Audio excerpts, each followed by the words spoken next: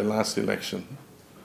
And we came up strongly and said that if we won the election, we were going to take up the fight against corruption and the issue of accountability of public officers. We're going to take it up very strongly.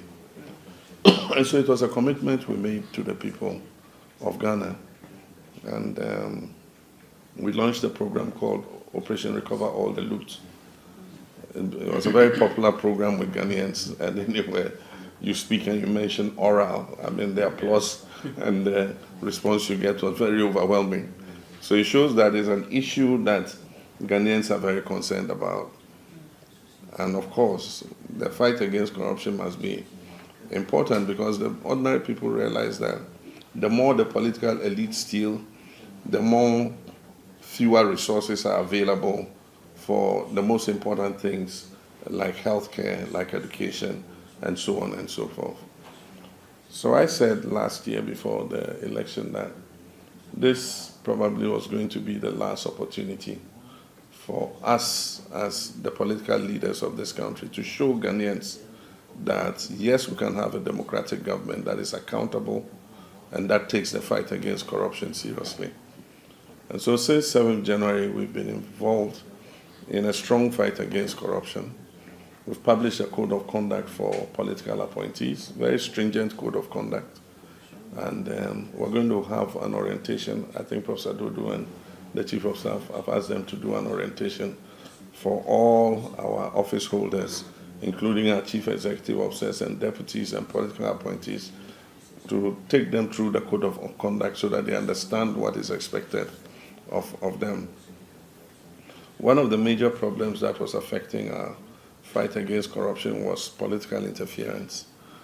The anti-corruption agencies were not allowed to do their duty without being interfered with by the political elite.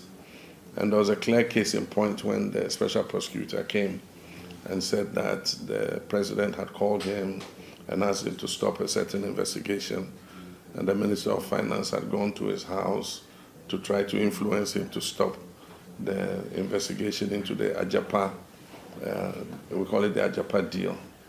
And so clearly, I mean, in the past there was an effort to interfere with the fight against corruption and restrain some of the anti-corruption agencies from doing their work. I have told the public and assured my Attorney General and Minister of Justice that I'm not going to interfere in their work, and that if the anti-corruption agencies go after anybody, I'm not going to try and influence them to drop any investigation against anybody, both for those who served in the previous regime, many cases of which we are currently investigating. We set up the oral committee. It identified 33 cases, and it was handed over to the Attorney General, and he's created special investigative teams to investigate each of them. Some of them, they have found a lot of evidence of, procurement of properties, with illicit wealth and all that. And so with many of them, they're just at the point of beginning prosecutions. Some, they have started the prosecutions, and others are being lined up for prosecution.